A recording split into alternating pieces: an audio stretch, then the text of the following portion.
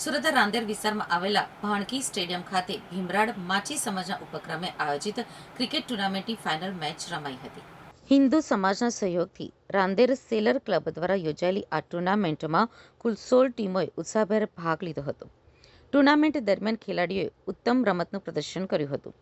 સામાજિક અગ્રણી દીપક ઇજારદાર દ્વારા 11 ક્રિકેટ ટુર્નામેન્ટમાં સ્પોન્સરશિપ આપવામાં આવી રહી છે. ફાઇનલ મેચ બાદ દીપક ઇજારદારના હસ્તે વિજેતા અને ઉપવિજેતા ટીમોને ટ્રોફી તથા ઇનામોનું વિતરણ કરવામાં આવ્યું હતું.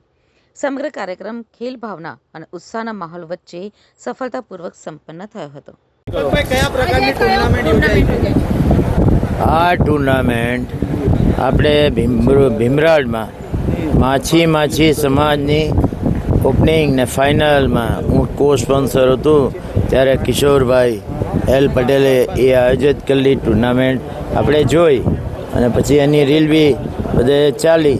ત્યારે સરસ પ્રોગ્રામ થયો અને સરસ આયોજન એ હતું. Bhimrad cricket Gandhi મેદાનના cricket ground પર જે બળવંતભાઈ પટેલે આખું એનું મેન્ટેન કર્યું અને બનાવ્યું હતું.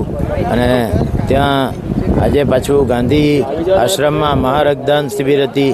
ત્યાંથી આપણે અહીંયા ઓલ ઇન્ડિયા હિન્દુ સમાજના ઉપક્રમે રાંદેરના સેલર ક્લબના પ્રમુખ શ્રી ધવલ અલાભાઈ સરનેમ હું ધવલની આશીષ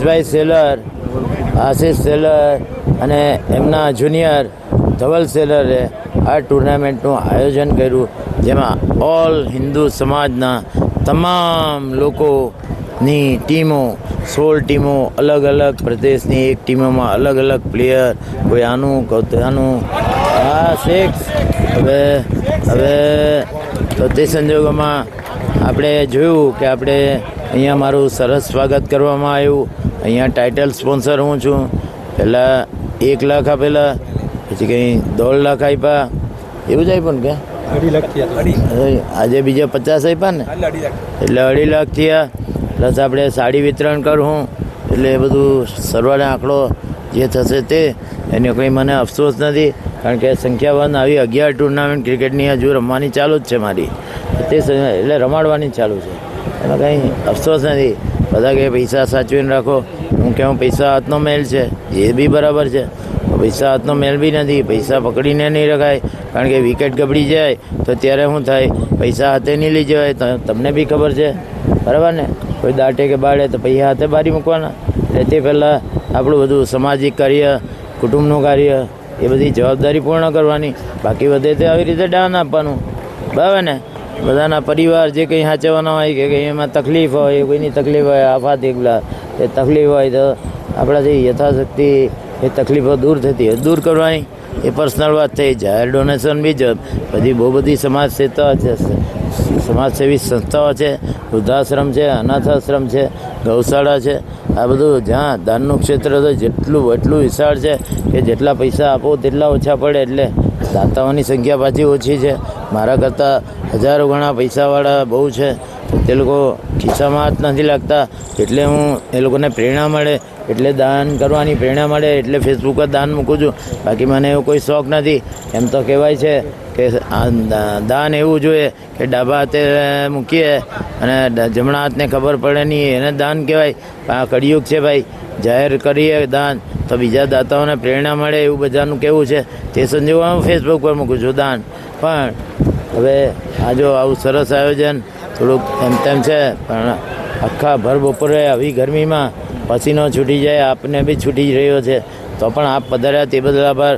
પણ આમાં હું ફાઇનલ અતિથિ વિશેષ છું અને પાછો ટાઇટલ સ્પોન્સર છું, એટલે તે સંજોગોમાં મારે બહુ વ્યસ્ત કાર્યક્રમ હોવા છતાં અહીંયા આવવું પડ્યું અને હું થોડો મોડો પહોંચ્યો હતો. એ લોકોએ થોડી મોડી ફાઇનલ ચાલુ કરી, મારું બહુ જોરદાર સ્વાગત કર્યું અને તે બદલ હું આશીષ સેલર અને ધ્રુવિલ સેલર અને એમની ટીમનો ઘણો આભારી છું કે મને આવા મોટા ક્રિકેટ ટુર્નામેન્ટમાં ટાઇટલ સ્પોન્સર બનાવ્યો અને આવું મને માનપાન આપીને મને જે ગદગદિત કરી નાખ્યો, તેમાં આવું ઉચ્ચ સ્થાન આપ્યું, તે બદલ એમનો હું ઘણો આભારી છું અને આભારી રહીશ. અને ભવિષ્યમાં આવી ટુર્નામેન્ટ હું રમાડતો રહીશ અને પત્રકારો બધા ગમે તેવા હોય ઉપરથી નીચેના મારા એક સમાન એક સરખા છે અને એ લોકો માટે